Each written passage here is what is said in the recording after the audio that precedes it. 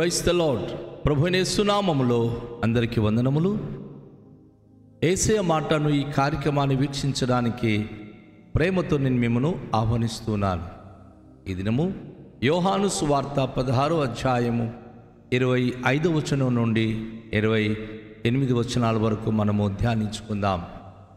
ఈ సంగతులు గూఢార్థముగా మీతో చెప్పి తిని, అయితే నేను నీకెన్నడూనూ గూఢార్థముగా మీతో మాట్లాడక తన్నిని గూర్చి మీకు స్పష్టముగా తెలియచెప్పు గడియ వచ్చుచున్నది. ఆ దినమందు మీరు నా పేరిట అడుగుదురు గాని మీ విషయమై నేను తన్నిని వేడుకొందునని మీతో చెప్పు. మీరు నన్ను ప్రేమించి నేను దేవుని యొద్ద నుండి బయలుదేరి వచ్చి తినని నమ్మితిరి గనుక తండ్రి తానే మిమ్మును ప్రేమించుచున్నాడు. నేను తండ్రి యొద్ద నుండి బయలుదేరి లోకమునకు వచ్చి ఉన్నాను, మరియు లోకమును విడిచి తండ్రి యొద్దకు వెళ్ళుచున్నానని వారితో చెప్పెను. ప్రభునందు ప్రియమైన వాళ్ళారా, ప్రభువైన యేసుక్రీస్తు వారి యొక్క అద్భుతమైనటువంటి సాక్ష్యం ఇక్కడ మనం చూస్తున్నాం. ఆయన ఈ లోకానికి వచ్చి ఈ లోకం నుంచి ఆయన తిరిగి తండ్రి వద్దకు వెళ్ళిపోతున్నాడు. అయితే ఇది వరకు నేను మిమ్మల్ని గూఢార్థంగా మీతో చెప్పాను. అయితే ఇక మీదట నేను గూఢార్థంగా మీతో మాట్లాడక తన్నిని గూర్చి మీకు స్పష్టంగా తెలియచెప్పు గడియ వచ్చుచున్నది అంటున్నాడు. ఏంటి దీని సంగతి? ఇది వరకు అనేకమైన ఉదాహరణలుగా, అనేకమైన ఉపమాన రీతిగా ప్రభు మాట్లాడాడు. కానీ ఇది చివరి గడియ కదా, ఆయన మరి ఉపమానంగా చెప్పడానికి ఇష్టపడట్లా. అందుకే ఆయన అంటున్నారు, నేను గూఢార్థంగా ఇక మీదట ఏది కూడా లోతుగా నేను మాట్లాడను, కానీ మీతో స్పష్టంగా ఉన్నది ఉన్నట్లుగా తెలియచేయాలని నేను ఉద్దేశించి ఉన్నాను. ఎందుకంటే నేను తండ్రి వద్దకు వెళ్ళిపోబోతున్నాను. మీ అందరికీ మర్మముతో కూడిన ఏ విషయం కూడా నేను చెప్పి నేను మిమ్మల్ని కలవరపరచను. మీకు స్పష్టంగా ప్రతి విషయంలో వివరంగా చెప్పదలుచుకుంటున్నానని చెప్పి ప్రభు తెలియచేస్తూ ఉన్నాడు. అలాగే ఆయన తను మాట్లాడుతూ ఈ విషయాన్ని తెలియచేస్తూ, ఆ దినమందు మీరు నా పేరిట అడుగుదురు గాని మీ విషయమై నేను తన్నిని వేడుకొందునని మీతో చెప్పుట లేదు. ఒక అద్భుతమైన విషయం ఏంటంటే, మీరు నా పేరిట చాలా విషయం అడుగుతారు, కానీ మీ విషయమేమి నేను తన్నిని వేడుకుంటానని మీతో చెప్పడము లేదు. ఏంటంటే విషయం, మనము తన్నిని అడిగినప్పుడు యేసు ప్రభు మన గురించి ఏమి చెప్పను లేక అడగను అంటున్నాడేంటి? వాస్తవంగా పరిశుద్ధ గ్రంథంలో చాలా చోట్ల ఆయన మన కొరకు విజ్ఞాపనం చేయడానికి వెళ్ళి ఉన్నారని చెప్పబడింది కదా. అయితే యేసు ప్రభు వారు ఒక అద్భుతమైన విషయం చెప్తున్నారు ఇక్కడ. ఏంటంటే, మీరు నన్ను ప్రేమించి నేను దేవుని యొద్ద నుండి బయలుదేరి వచ్చి తినని నమ్మితిరి గనుక తండ్రి తానే మిమ్మును ప్రేమించుచున్నాడు. నేను ఇప్పుడు తండ్రికి ఏదో చెప్తే తండ్రి మీ దగ్గరికి ఇస్తాడు చేస్తాడు అనేది కాదు. ఇక్కడ ఏంటంటే, తండ్రి నన్ను పంపించాడని మీరు నన్ను నమ్మారు. అలాగే మీరు కూడా తండ్రిని ప్రేమిస్తున్నారు. తండ్రి దగ్గర నుంచి నేను బయలుదేరి వచ్చానని మీరు నమ్ముతున్నారు.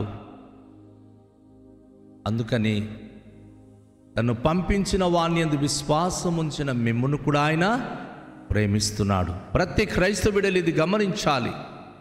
యేసును మనం ఎప్పుడైతే నమ్ముతున్నామో, యేసును ఎప్పుడైతే మనం ప్రేమిస్తున్నామో, ఆయన ఆజ్ఞలను గైకుంటూ జీవించినప్పుడు, ఆ ఆజ్ఞలు యేసు ప్రభుది కాదు సుమా, తండ్రి అయిన దేవుని నుండి వచ్చినది. యేసు ప్రభు ఎవరు అంటే, దేవుని యొద్ద నుండి బయలుదేరి వచ్చినవాడు.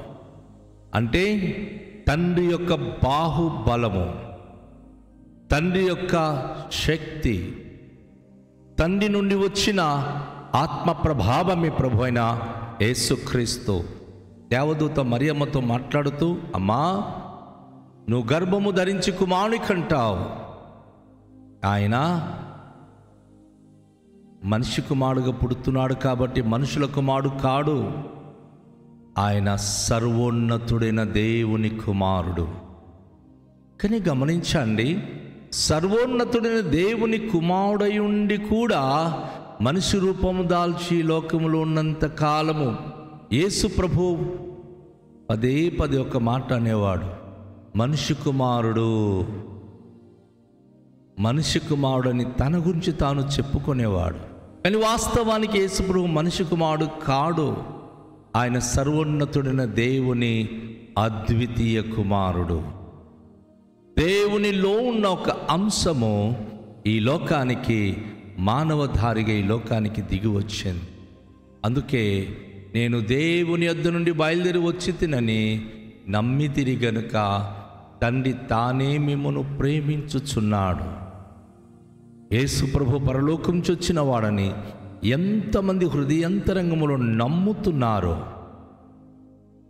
మనము చాలాసార్లు ఒక మాట పదే పదే వింటుంటాం, దేవుడు లోకమును ఎంతో ప్రేమించెను కాగా తన అద్వితీయ కుమారుడుగా పంపిన వాని యందు విశ్వాసముంచువాడు నశింపక నిత్యజీవం పొందినట్లు ఆయనను అనుగ్రహించెను అని మనము ఆ వాక్యం చదువుతూ ఉంటాం. నా ప్రియ సోదరి, నా ప్రియ సహోదరుడా, అవును, నిజమే. యేసు ప్రభువు వారు ఈ లోకానికి వచ్చి మన కొరకు తన ప్రాణాన్ని బలిగా ఇచ్చాడు. ఆయన తండ్రి యొద్ద నుంచి వచ్చిన వాడని తను చేసే ప్రతి కార్యమును బట్టి మనం గ్రహించగలము. ఈరోజు యేసు ప్రభువారు సముద్రంపై నడిచినప్పుడు ఆయన ఎవరో అని చెప్పి ఆ దినాన ఆశ్చర్యపడ్డారు. ఆయన సర్వోన్నతుని దేవుని కుమారుడని గ్రహించలేకపోయారు. ఈరోజు ప్రపంచంలో అనేక మంది మేము కూడా నదిలో నడుస్తున్నామని చెప్పి ట్రాన్స్పరెంట్ గ్లాస్ ఒకటి పెట్టుకొని నడుస్తున్నారు. ఇది మనుషులు కృత్రిమముగా తయారు చేసి నడిచే నడత. కానీ యేసు ప్రభువారు అగాధ సముద్రంలో ప్రయాణం చేస్తున్నటువంటి ఆ నావ మునిగిపోతున్న స్థితిలో వారి మధ్యకి నడిచి వెళ్ళారు. చూసారా? అది దైవత్వం కనుక. ఏ మానవుడు సముద్రం లోపలికి వెళ్ళి ఆ లోతైన సముద్రం లోపలికి వెళ్ళి నడుచుకొని వెళ్ళి ఏం చేయలేరు. యేసు ప్రభు అద్వితీయ దేవుని కుమారుడు. ఆయన దేవుని నుంచి వచ్చాడు కనుక ఆయన మాటలకు ప్రకృతి లోబడింది.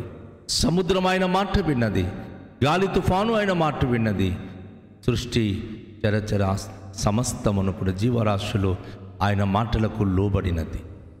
నా ప్రియ సోదరి సహోదరుడా, మనము ఆ యేసును నమ్మినప్పుడు, తండ్రి యొద్ద నుంచి ఆయన వచ్చాడన్న నమ్మకం మనలో కలిగినప్పుడు తండ్రి మనలను ప్రేమించటం ప్రారంభిస్తున్నాడు. తండ్రి అయిన దేవుడు తన కుమారునికి ఎలా అయితే ఈ లోకానికి పంపించినప్పుడు మనను ప్రేమించాడో, మన కుమారునికి నమ్మి తండ్రి అయిన దేవునిని గ్రహించినప్పుడు తండ్రి అయిన దేవుడు మనను ప్రేమించటము ప్రారంభిస్తున్నాడు. ఆయన ప్రేమించినప్పుడే మన జీవితము సార్థకమైపోతుంది.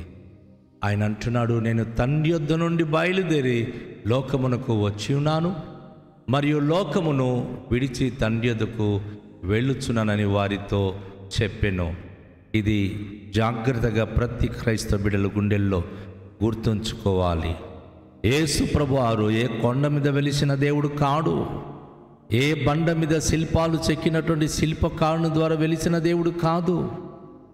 ఏదో ఒక రాతి లేక ఏదో ఒక చెట్టు, ఏదో ఒక రూపములో ఈ లోకానికి వచ్చినటువంటి ప్రతిమ కాదు. ఆయన ఆత్మస్వరూపి అయినటువంటి దేవుడు. ఆయన తండ్రిని గురించి స్పష్టంగా మాట్లాడుతూ, తండ్రి ఆత్మ గనుక ఆయనను ఆరాధించువారు కూడా ఆత్మతో సత్యముతో ఆరాధించాలన్నాడు. ఆయన ప్రతిమ కాదు, విగ్రహాలలో ఆయన ఉండే దేవుడు కాడు. ఆయన పాత నిబంధన గ్రంథంలో మీరు ప్రపంచంలో భూలోకంలో దేని రూపము చేసుకోకూడదు, ఏ రూపం ముందు మీరు సాష్టాంగపడి నమస్కారం చేయకూడదు అన్నాడు. ఆయన విగ్రహార్థన అంటే ఆయనకి ఇష్టము లేదు.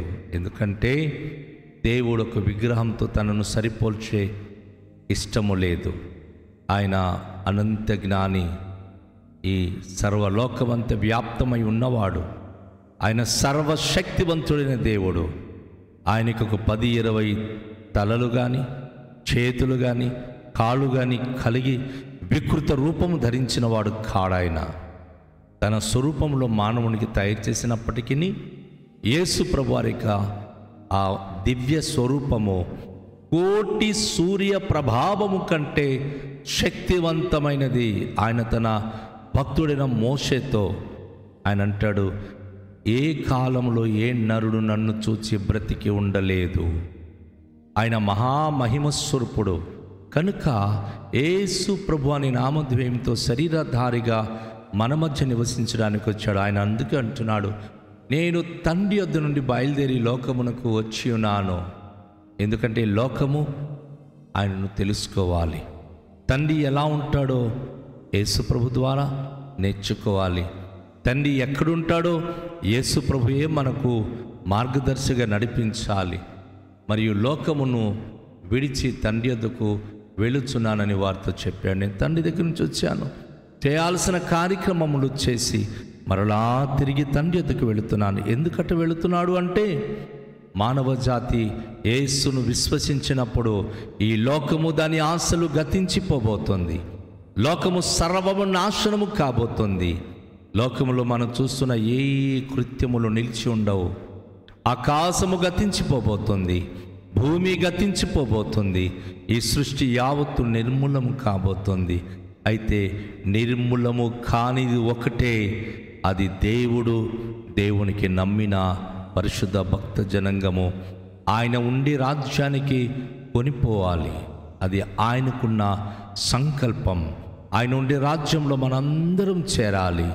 అక్కడ యుగ యుగాలు ఆయనతో పాటు మనం ఉండాలి. కనుక పాపము నుండి దూరమై ఉండి, లోకము నుండి దూరమై ఉండి, స్వార్థపూరిత జీవితం మానుకొని అపవిత్ర క్రియలు విడిచిపెట్టి ప్రభులో దైవికంగా పరిశుద్ధంగా ఉండాలని ఆయన మన పట్ల చేసిన ఈ అద్భుతమైన ఏర్పాటును బట్టి మనం ఆయనలో పరిశుద్ధత కలిగి జీవించాలని కోరుకుంటున్నాడు.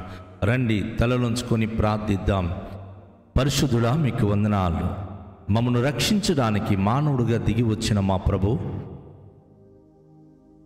మేము మిమ్మల్ని ఎరిగి ఉండుటయే మా జీవితానికి ఎంతో భాగ్యమని, మేము మిమ్మను తెలుసుకునుట ద్వారా, మిమ్మను ప్రేమించుట ద్వారా దేవుడు మమ్మను ప్రేమిస్తున్నాడని, మేము అడిగిన ప్రతిదీ కూడా ఆయన ద్వారా మేము పొందగలమని మాకు మీరు అభయం ఇచ్చారు. మీకు వందనాలు. ఈ ప్రశస్తమైన సమయంలో మీరు మా యందు, మేము మీ యందు ఉండి అతి గొప్ప ధన్యకరమైన జీవితంనిచ్చి మీరు తండ్రి అయిన దేవుని యొద్ద నుంచి వచ్చారని నమ్ముతున్న మాలో మీ ప్రేమను పరిపూర్ణం చేసే దేవుడై ఉన్నారు. స్తోత్రాలు. ఈ దినము మీ యందు విశ్వాసం కలిగిన ప్రతి బిడలకు తోడై ఉండి మీ కృపతో బలపరిచి నడిపించుమని యేసు నామములో ప్రార్థిస్తున్నాము తండ్రి. ఆమేన్. అందరికీ షాలోం. ప్రభు మనను దీవించునుగాక.